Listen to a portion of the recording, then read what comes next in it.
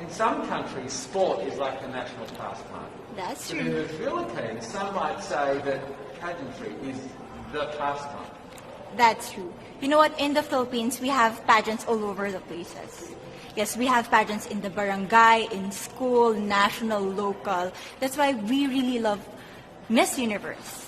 It's like it's giving pride and putting the Philippines back on the pedestal. That's why there's an added pressure as a candidate coming from a pageant-loving country. But it's a good pressure. I always look up to our former Miss Universe Philippines. They really did well in the competition. And now this is my time to show who I am, to offer what RABIYA can show to the rest of the universe. So I'm very happy, and at the same time, I'm excited to make all my kababayans proud, and hopefully I do. Why do you think it is that the Philippines love pageants? They have appreciation for beauty.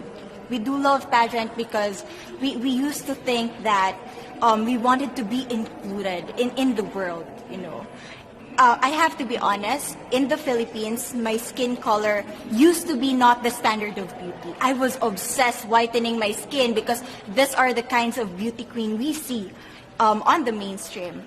But things were different now. That's why I'm very proud to be a morena. In the Philippines, we call it morena. It's brown skin girl. And to be able to represent, my color, my identity as a true Filipina. Tell me about your journey to being crowned Miss Philippines. That, in a world that, in a country, I should say, that loves pageants. That must have been a very intense process. Tell me about, your journey to being Miss Philippines. Well, my journey was crazy. You know what? I started to be a dark horse. Nobody noticed me. Nobody knows I was in the competition up until the preliminary and the coronation night. And when I won, I received different comments. Of course, there were people who didn't expect me to do well, who think that I cheated.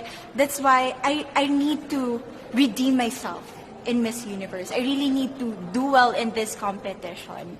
And the thing is, I love pressure. I love criticism. I get better every day with that. You tell me I cannot do that, I turn to you and I'm going to say that, no, I can do it for myself. Good for you. So how does it feel then to be on the global stage? How do you feel to be here in this moment, right now? It's crazy, but I'm overwhelmed with the support, not just from the Filipino community, but also from Thailand, Latin countries who do appreciate me as a candidate, as a person. It motivates me that I am beautiful, I can offer so much in this world, and when somebody believes in you, it gives you that extra energy to really do well and perform well. Do you have a sense with the girls, all of the girls competing, you're competing, but is there a sense of camaraderie with all of the girls? Is there a real spirit to, sort of motivate each other to do better? You know what? I have a different idea about Miss Universe. I thought it's going to be very competitive, in a healthy way, well, of course. But now I can see every girl helping each other, from fixing those hairs, from trying to zip up those outfits. It speaks of the closeness and the kind of camaraderie that we want to have. The goal of Miss Universe is not just to crown one girl, but also to build a genuine and long-lasting friendships among us. Would you say within the Miss Universe world, the contestants, is there a sisterhood? Are you sisters?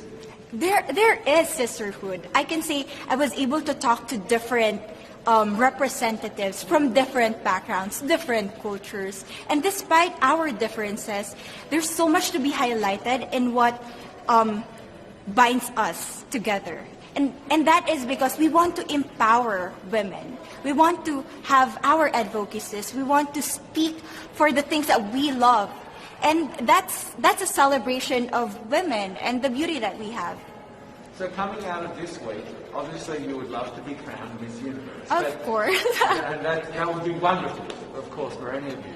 But what else will you take out of this week? What do you think you'll feel at the end of this week, regardless of the result? How will you be a different person?